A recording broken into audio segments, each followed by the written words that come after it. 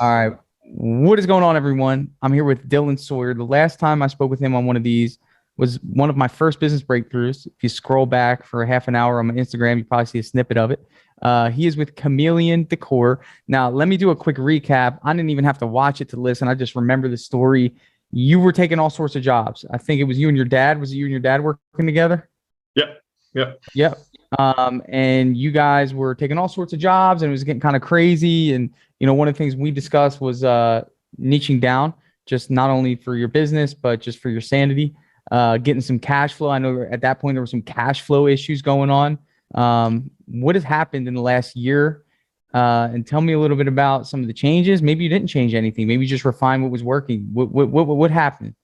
Yeah. So we were taking on pretty much remodels of bathrooms, a lot of tile work, flooring, all aspects of painting. And to be completely honest with you, I thought I could just refine it and keep everything for a little while.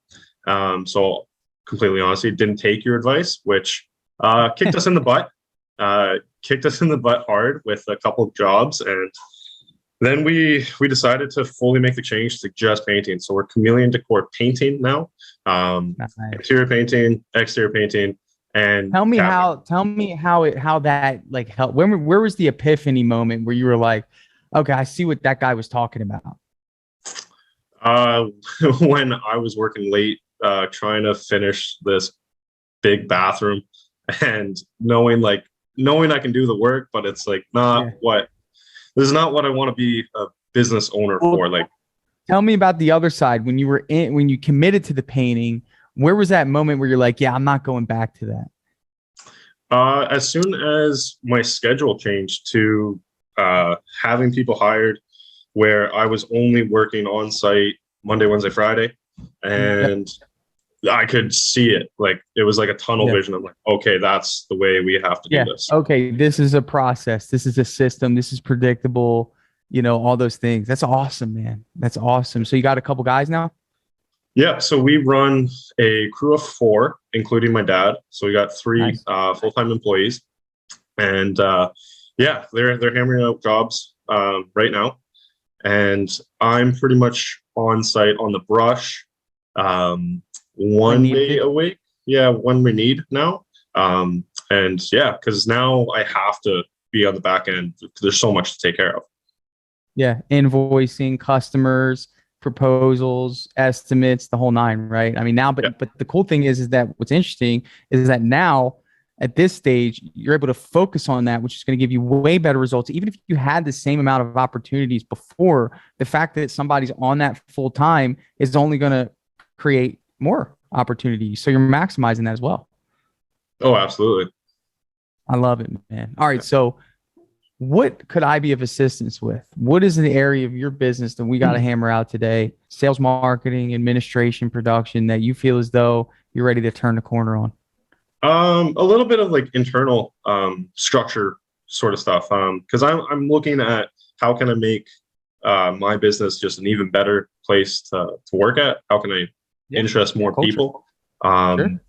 So I was looking at like trying to create some sort of bonus structure within the system. I don't know like what you have in place or what you suggest doing that to make your culture even better. Yeah. So, I mean, there's a lot when it comes to culture, I guess I'm going to kind of just make sure we get the foundational pieces right. Let's talk about the bare minimum. Now, are you in Canada? Yeah. Yeah. In Thunder Bay. Okay. So do you have a payroll system set up in your business? Yeah. Yeah. We got payroll, WSIB, so workers' comp, and fully insured. All right, cool. So you got the bare minimum. Now, one big upgrade here in the United States is providing healthcare. Well, for you, that's just like, oh, really? Well, duh, we already have it. Maybe you do an enhanced plan. So I won't say that, but I will say that in terms of a bonus structure, be careful because, I think the best bonuses to give in terms of financial bonuses are random, and that's just from my experience. If there's an expectation of a bonus, at some point, the excitement of achieving that bonus dies out. Then it becomes a commission.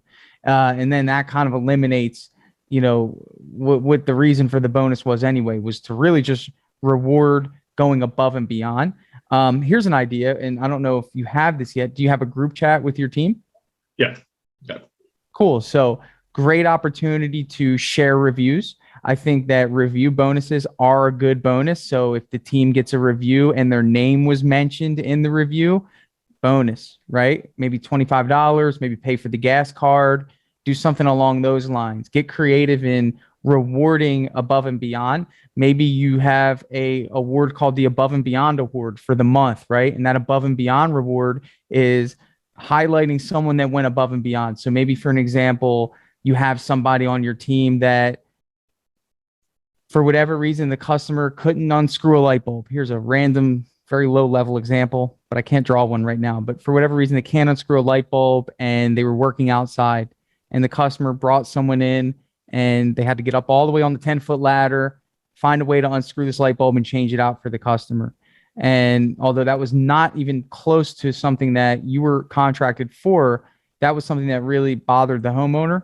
And you heard about it through that homeowner and you highlight that above and beyond award for that person. So little things like that, I feel like are much more valuable than production bonuses. I don't think that you need production bonuses in a residential market. I think that most of the time we have ample time and money on each job to suffice even extra time that even if they finish early, I reward my guys. Even if they finish at 12 o'clock and I allotted the whole day for the job, they get paid for the whole day. I pay them through lunch. Is that something that you do or no? Yeah, no, a lot of what you're saying are things that I'm doing. Definitely. Yeah. Like pay out the full days. The rare chances that we have a week booked, but then we finish early and I don't have anything for a Friday, pay out that Friday. Yeah. So those, are the bare minimums in terms of culture, keeping people excited. I think one thing that I've always excelled at when throughout the duration of me having a business, I still have guys that have been with me since I started the business. And it's not so much that I'm special. It's just that I care. I truly care about what's going on in their life. And I think that it's optional, but it's something that if you actually do have the wherewithal to care enough about what's going on in someone's life and identify what goals they're trying to achieve, use your knowledge as a business owner to maybe give someone else a leg up in whatever their vision is. For example, one of my project managers just purchased a house, and for me, that was a goal that we discussed 3 years ago. So I set my sights on that, making sure that he knew, stick with me, man, because I'm going to make sure that you're going to be able to prove your income to purchase your house, so everybody's got a goal. I think it would be wise to maybe do sit downs weekly with each individual, take them to lunch, take them to breakfast. That's something a good friend of mine, Seth, is doing with his team every week. He has one person that he plucks out of his company, takes them to breakfast in the morning on one, just an hour. Just they don't have to talk business, just talk family, just appreciation and gratitude. And I think what you're going to learn is that you're going to create fans of you.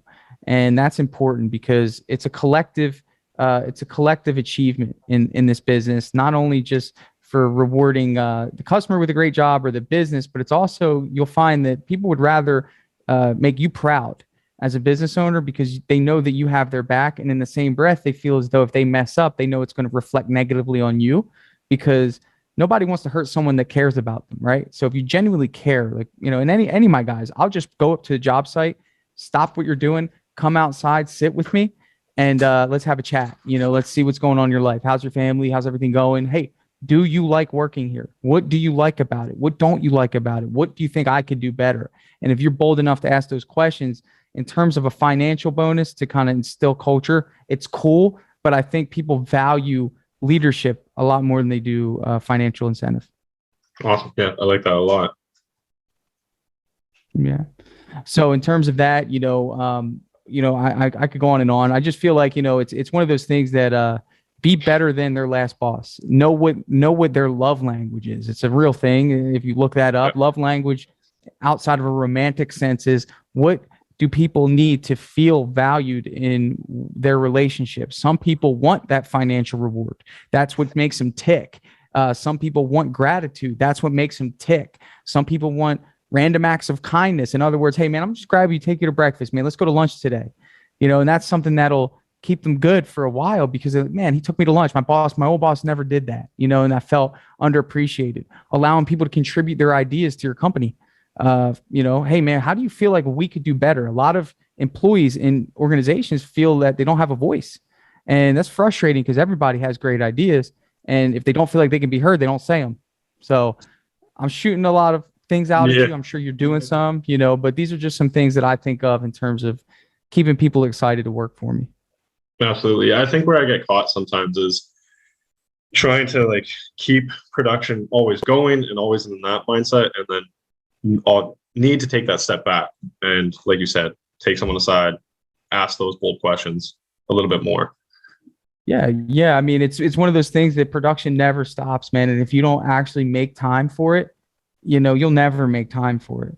It's just one of those things. I mean, if it's that hard, maybe a Saturday morning, would be ideal to pluck someone out and say, hey man, let's hit breakfast Saturday morning.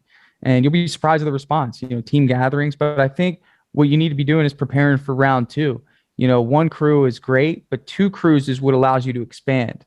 One crew is, again, in the painting business, awesome. But when you have that dynamic of two crews and you build two teams, you should be focusing on right now in your team of 4, who the next leader is going to be. Do you feel like you have someone in your team of 4 right now who could lead the next crew? Yes and no, to that with specifically who I have. Because one girl, her name's Alicia. Okay. I can see her getting into that position. Oh, excuse me. However, she has some other goals of getting into real estate. So I've been trying to help her and allot time for her to learn that avenue. So I don't know if she's going to be with us for the long haul. So I think that it will probably come down to hiring, getting some more bodies in. How do you feel about your hiring process at this time? What have you been doing to acquire help? Have you had success, or are you kind of shaky on it? What's the status of that? I got lucky in the beginning, getting like Brady, who's my right-hand man. And but I did hire throughout the summer using your hiring course, which was right application, phone interview, in-person interview, and then the working interview. And so that did it was successful. I got a couple like part-timers for the summer. But to be completely honest with you, I haven't pushed it as much as I probably should. So I haven't hired anyone. Yeah. Here's the thing, man. It's always easy to hire when you need it, but it's always good to be able to draw on applicants when you need it as well. And I think the muscle that you have to build in terms of hiring is like, I think you've made a really good transition from technician. Now you're in a sales role, sort of marketing role. You also need to be HR and recruiting, man. And like, that is a skill set as much as being a technician is, as much as being a leader is, like what we're talking about, leadership and making people feel valued. And yeah, I get it, man. You're spread pretty thin. There's a lot of things you need to learn. But what you should be focusing on is growth, because there's no greater thing that you can do in a business than give people opportunity to grow, right? So you said, well, what are some ways that I can keep people engaged, wanting them to move forward? Naturally, the people that you want in your business anyway are growth minded, like Alicia. They're people that want more out of their life. That's a good thing. Some business owners see it as a threat, so they prohibit growth. They keep the company small. They make people feel as though they can't leave. They hold money over their heads because they know that they can't grow themselves. So in other words, they're intimidated by the growth or the idea of growth of another individual. So for me personally, I truly believe that one of the greatest things you can do is spearhead the growth of your company in a sense that don't be afraid to fail, create those opportunities of leadership. Alicia may not at this time see that there's a growth opportunity with you. And maybe you're feeling as though by default, she needs to go and do real estate. But if she knew that your plans of expansion included a salaried manager position that maybe entitled her to benefits beyond what she's getting, then maybe that would be a different conversation. It sounds like you value Alicia. Maybe she does a great job for your company, and it sucks that she's leaving and you want her to do great, but why not let her do great within your business? Mm-hmm. Every one of my managers, all 3 of them, Lewis, Chris, and Chamel, all came in as entry-level painters. Never, not one of them, has ever had management experience in their life. No one ever gave it to them. but I saw something in them and I created the opportunity and taught them how I wanted it done. And they're doing well. They're happy. They run my jobs. They're the reason I can sit here. So growing a manager within requires you to create the opportunity for that manager to grow. Because I will say one more thing. With your dad on the job, everyone under him right now knows that there's no overtaking that position unless you create a new one. Right. Yeah. Absolutely.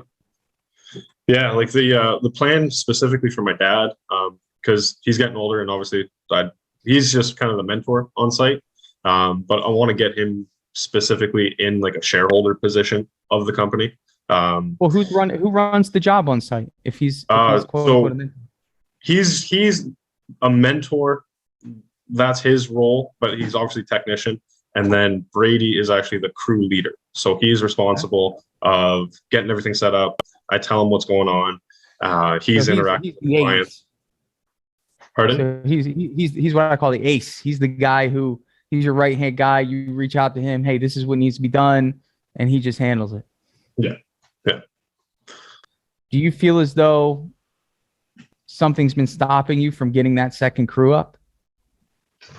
Yeah, I think it's fear, obviously, because like just taking another leap, taking another risk, like absolutely, that's a limiting belief I think I have, thinking that I might fail doing it, and then knowing or trying to set up more systems internally to feel comfortable doing that.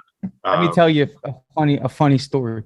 With DripJobs, I'll tell you this. You know, I don't know how to code, so that was scary in itself, starting a software business. But what was interesting is, you know, as I'm starting to hire people, I had to create systems by default, because if they came into a world without systems, then they wouldn't succeed at their job. And it's like the idea of you creating systems ahead of time isn't as real as it's going to be when someone's waiting for you to create the system. So in other words, and sometimes in business, we need to make the decisions to press forward and then clean up the mess, utilizing the leverage that decision gives us to do so. You know what I mean? Yeah. Because in other words, like, you know, right now, there's some things that you and I both know are messy in your business that only you know about. But if you were to try to teach someone to do what you're doing, that would be an issue. But if you hired a salesperson, guess how quick you'd clean up your act to make sure estimating was tight, make sure your pipeline and DripJobs was clean, making sure everything was button tight. It's almost like that's a push that we needed, in the same way it was when maybe you hired Brady when it was just you and your dad, right? How much did you guys step it up after you brought someone like that in? Oh yeah, we had to put our foot down on the gas pedal. That's for sure. Yeah. You're like, yeah, oh crap, I got to tell someone else, you know, an address. I got to make sure they know what they need. I have to get this payroll set up. I got to get all these things. And it's a good thing. And sometimes maybe you didn't even have that payroll system set up the day you hired him, right? Who cares? You got it up, you got it ready. And another thing when it comes to fear, let me be clear. You're already on an island. At any point in time, you can drown, just so you know. And you and I both know that. I mean, for whatever reason, outside elements, economy, all the crazy things, and you're a business owner, there's nobody holding you and coddling you and your income other than your own ability. In other words, if you don't push, you don't get. So you're already at risk. There's no other risk greater than that. The only risk that's at play here is whether or not you can ensure someone else makes an income. And that just requires you turning up the dial on marketing, turning up the dial on sales. That's it. You already have a production system in place. You already have a sales model that's working. So it's not like you're not sure if you could sell the jobs. You just need more people to sell them to. In other words, you just need more of the market share. The market share doesn't change. It just only gets bigger. There's more customers every day that buy houses. So it's not a declining market. It's not like you're selling pieces to antiques. Right. Yeah. So in other words, there's always going to be more customers. The trick is how can you serve them? And I also think that you don't need to duplicate your 4-man team. I think it would be great. And this is just me shooting blanks. I don't know Alicia, but I can already tell she's ambitious if she's going after a real estate degree. this would be a great opportunity to have a conversation with her and say, hey, what can we do to keep you around? Maybe you can do your real estate part-time, but I'd love to see if I can get you in a management role and, beef up your resume. Is that something that you would be interested in? If it is, say, here's my plan. Within the next 4 to 6 weeks, I'm going to try to hire 2 painters underneath you. Just see what happens. You need to create room for people to grow. That is the leader's job. A leader's job is to create more leaders. A boss's job is to tell people what to do until they're ready to leave. And if you've ever left a job, chances are it's because the boss kept telling you what to do way too much to the point where you didn't feel as though you could expand. You were only limited by the boss's vision of you, right? And if you are a visionary as a leader, you create the vision for other people. I told Chamel that I wanted him to be a manager and a leader. I told Chris that I wanted him to estimate one day, and I told him I'd get him out of the brush part-time, but he doesn't have to paint every day, and he handles little things that I would normally have to do, touch-ups, yard signs, quality control, things that he deserves to do at this time for being so loyal to my company. He's not going anywhere because he likes it and he enjoys his day. I got him a vehicle. It's like these little things that you can do to position people to take ownership within your business is only up to you. Don't let that little bit of fear of, am I going to be able to keep someone busy, stop you from that. Yeah, absolutely. No, nail on the head there. Because that was the same sort of fears that held me back from hiring before. It's different now by another crew. Press, dude. Push. There's not enough people pushing, bro. I'm telling you right now, the pushers usually win. And it's not like you're just trying this out to see if it works. It's already working. You just need to expand it. Yeah. That's it. It's already working. It's not like, hey, I'm going to invest everything I got into this software program and hope people like it. That's a risk, bro. Okay. And I don't even know how to code. So I can't even go and paint the job if it doesn't work out well. So talk about fear and risk, right? But now, because I've already experienced it, I've made it through those barriers. And I'm referencing that because that was the most risky thing I've ever done. The painting business to me wasn't a risk. Anyone starting a painting business is not a risk because of where our market is today. And again, I'm just referencing how even what I did was extremely risky, but just pushing through, I'm on the other side of it. I'm on the other side of it. I learned, I made a ton of mistakes, but guess what? I'm over here now. You got to hedge your bets against yourself. And I think if you believe in yourself and what you're capable of, and you do it out of concern for your people, nothing's going to stop you, man. Now, just curious, and I know that was being hypothetical. Do you see yourself having a conversation with Alicia, about something like that? Do you feel as though that would be something that would benefit both of you mutually? 100%. It's been a conversation topic between my father and I for a little while now. And then I actually have a meeting booked with her Monday. So I set that up yesterday, kind of knowing that we get into this a little bit, which is really good. But yeah, the meeting's already set. Love that. Good. I mean, and I think that sometimes you got to sell people on the vision, right? Even though you don't even know if it's going to come true.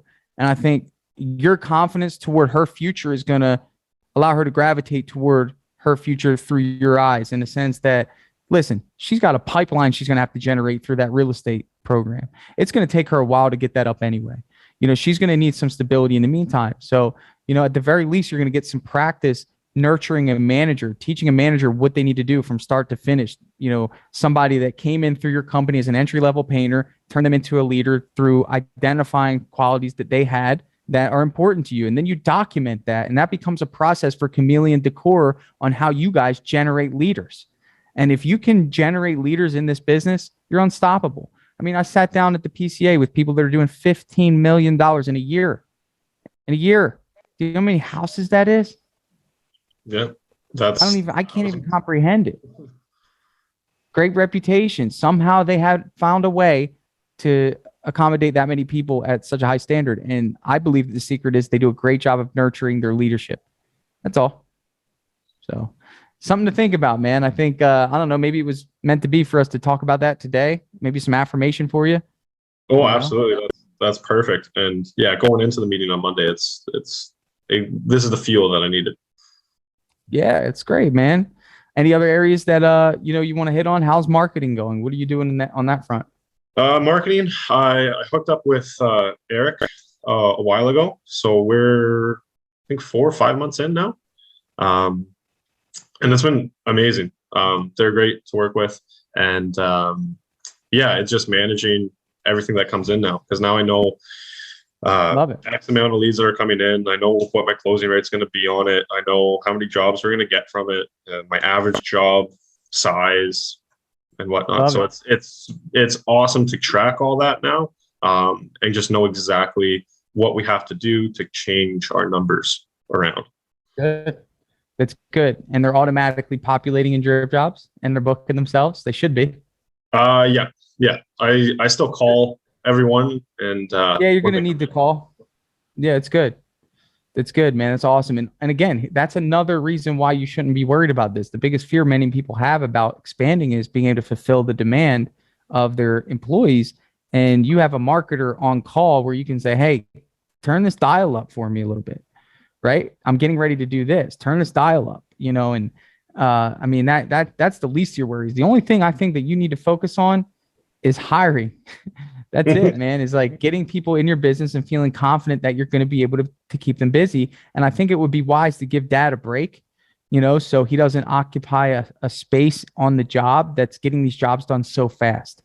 In the early stages of your business, don't worry about finishing them so fast. You want practice, training, take your time. You want room for new people to be able to come in and, have work to do.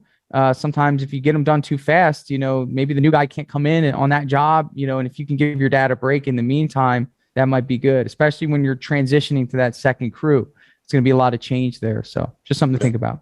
Yeah. Well, how would you suggest? Cause like I'm 9 weeks out on where I'm booking, 9-10 weeks out.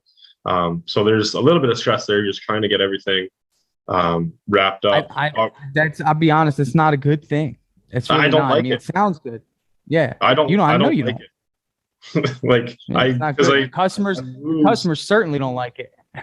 No, and there's been numerous jobs that I've lost because of timelines, and there's like no way I could even change. There's around no other better indication to you that it's time to expand other than what you just told me. There's no other there's no fear here. You already have the work, you already have the marketing, you got a great software, DripJobs. You have a hiring system that works. You have leadership in your dad helping with production. He'll put him with the new team of 2. Maybe you get one person for Alicia and you put your dad there, and then you let Brady and the other 2, do what they got to do. Or I think that leave Brady with one other. Still have to be 2 hires. Yeah. So it's 2 hires that you need, but maybe you find someone with experience to go with Alicia, and maybe you find a newbie to go with Brady. And I think you should totally do that. I think you find somebody that just has worked in the trades before, wants to learn painting, throw him with Brady, but you give Alicia a second hand. And that's how you got to really balance the dynamic of the skill sets as well when doing this. For me, I had somebody that had to let go that had a strong hand when it came to painting. And I didn't go ahead and replace that person with a newbie. I knew what I was looking for. I wanted somebody with intermediate skill that I could just throw right in that didn't put a ripple into my process. So during that hiring phase, that's all I was looking for, plus characteristics and, personality. But you got to know you got to know how to do that. And what's great is that you're going to have a lower labor cost probably on Brady's crew because you're starting someone fresh, so, it kind of balances out some of the costs as well. It's all good here, man. I'd get up and add today and start this process before you even, just start it. Get some applicants in. Maybe you find an all-star, man. And that's the best. When you get somebody that's like, man, this guy's lights out. They filled out the application. They had a great response on the form, great phone interview. It almost forces you to expand because you're like, I want that guy on my team. Mm-hmm. Yeah. That's perfect. I already have a list of some applicants already filled out some forms from a little while ago. Unfortunately, there's a rotting age on applicants because you want the momentum to be high, right? You want that person to be motivated at that time. They saw your ad, and you want to take. It's almost like you're those. You ever see that video of like the boat that drops off the mail? The kid is on the boat and he goes onto the docks and he puts the mail into the, but the boat's moving, bro. You want people that are like that kid. They got to jump on the moving boat, man. You don't want to have to stop your boat, go back to somebody, convince them that you're a good fit still after they had already applied for you 6 weeks ago. And maybe they had another job or maybe they're working for somewhere else. And, finding a job is similar to moving in terms of the mental stress and the excitement and the enthusiasm for some people. So in other words, going back to somebody that's already committed somewhere else or has had a 6-week gap of unemployment, let's try to find fresh people right off the bat. See if you can get somebody to jump on your moving ship. Maybe they're ready to jump off wherever they're at, or maybe they just left their job or just moved into town and they're ready to start something new. Sweet. Okay. Putting out the ads today. Good video to look up the kid jumping back and forth on the dock, giving the mail to people. Yeah, I've seen it. That's good. That was a good metaphor. That's too. A hustle job. I love it. Yeah. Yeah, bro. So you're covered on marketing. How's sales going on your end? Sales is pretty good. My closing rate is around 50% right now, which is okay. You're pricing well? Pardon? I said you're pricing well, if that's the case. Yeah, honestly, that was another big shift in the company where I saw the light at the end of the tunnel, was switching how I was pricing to the cost-based pricing, and looking at our profit margins and how much money we wanted to make. Are you using my calculator? Did you get that from me? I'm actually not using your calculator. I created something myself on Google Sheets, which it essentially does the cost-based pricing is a game changer. Yeah. Oh yeah. Just look at it's the easiest thing you can ever do. You just look at your costs, multiply it by 2, and start there. Yeah. Yeah. And then I made a really nice job costing sheet too. Nice. That it's really eye-opening once you're starting to look at those numbers, because I know now I might have to switch over the paint or just talk to my suppliers about pricing, because my material percentage is a little high for the last month. Yeah. So you can identify some things. Yeah, I love that. Good. Yeah. Listening to one of the podcasts with Jason Paris, actually, when he was talking about shortening your feedback loop, that's stuck with me quite a bit. Yeah. Shorten it. Well, you need to shorten your feedback loop to see whether or not expanding is a good idea. Yeah, absolutely. Right now it's what if. Let's get some data behind that. If you have an epic fail, the worst thing you'll have to do is take less profit and keep 6 people together. Yeah. That's the worst thing in the world. Yeah. So that's great, man. Well, congratulations. I mean, it's such a change from a year ago. I suggest anyone to go back and listen to Dylan's first business breakthrough about a year ago. And this is a major shift, bro. I mean, you're like you're polished now, man. You got so much certainty in you, from what I see, and you're just gonna go, man. Wait till you do this. I think I see you having a multi-million-dollar painting enterprise within the next 3 years for sure. Thank you, man. Thank you. I really appreciate that. Yeah. Good luck, man. Good luck. Well, come back next year and tell us all the great success. Absolutely. Hopefully I'll be on. And you got to keep me updated about Alicia, man. I don't know her, but she sounds great. And I think, you got an all-star there. No, absolutely. I will. I'll keep you looped up, and definitely want to do this more frequently than once a year. Anytime, man. You got the link, and that goes for everyone. Use the link. Free business breakthroughs. Anytime. Do it. It helps. Do it. Thank you, man. A little bit of accountability, a little bounce some ideas off of. I don't know everything, but I know a little bit of something. So happy to assist, man. Yeah, as soon as I took your feedback and put it in action, things changed. Awesome. And if anything, it makes you think about me when you're not putting it into action. Be like, that freaking Italian guy. He's right. That sparky Italian guy that just, that just does these was right. Nah, man, thanks so much, bro. As always, it's a pleasure. And if anyone wants to find Dylan on Instagram, what is it? Chameleon_decor. What is your thing? Yeah. Chameleon_decor, Chameleon Decor Painting. That's our company. Yeah. Love it, man. Thanks so much, bro. We'll catch you on the next one. Maybe. Yeah.